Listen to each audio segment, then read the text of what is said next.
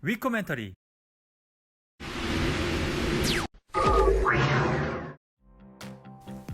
안녕하세요, 위커멘터리입니다. 이번 편에서는 북한과 미국과의 관계를 살펴보고자 합니다. 먼저 김일성, 김정일 시기 북한은 미국과의 관계 개선을 통해 체제 안전과 유엔과 미국의 대북 제재 해제를 원했습니다. 미국과 직접 협상을 함으로써 핵 문제와 관계 정상화를 동시에 해결하기 위해 노력해 왔는데요. 북한 핵 문제는 2003년부터 2008년까지 남북, 미중, 일러가 참여한 육자회담 틀 내에서 논의되기도 하였습니다.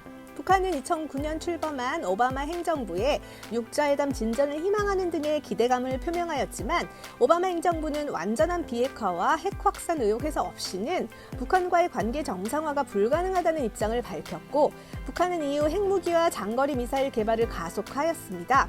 2009년 4월 5일 장거리 미사일을 발사하였고 2009년 5월 25일 제2차 핵실험을 실시했으며 이어서 2009년 폐연료봉 재처리 완료를 발표하고 2010년에 우라늄 농축시설을 공개하기도 했습니다.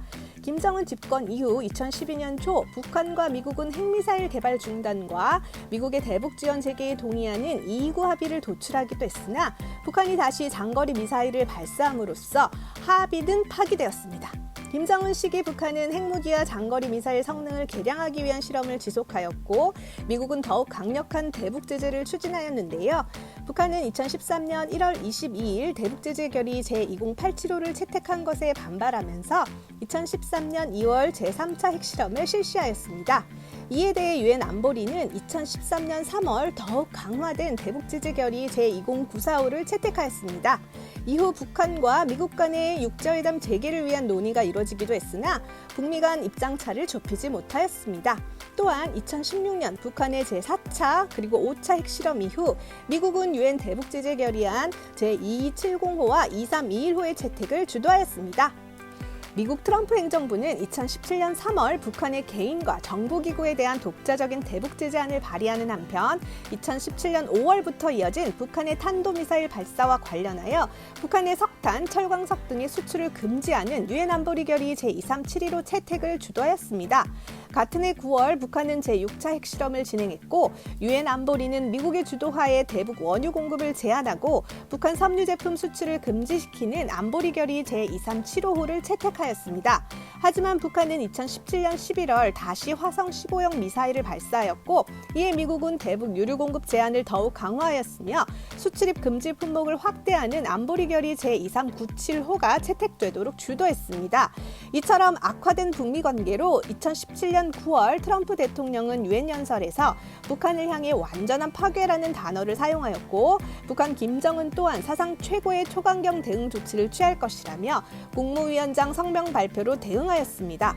그러다 2018년 들어 북한은 신년사를 통해 평창 동계올림픽 참가 의사를 밝혔으며 이후 4월 27일 남북 정상회담에 이어 6월 12일 싱가포르 북미 정상회담에도 참석하였고 공동선언문의 평화와 번영에 부합하는 새로운 관계 설립, 지속적 안정적 평화체제 구축, 판문점 선언 재확인 및 한반도 비핵화를 위해 노력하고 전쟁 포로 및 전쟁 실종자 유해 수습을 약속한다고도 했습니다.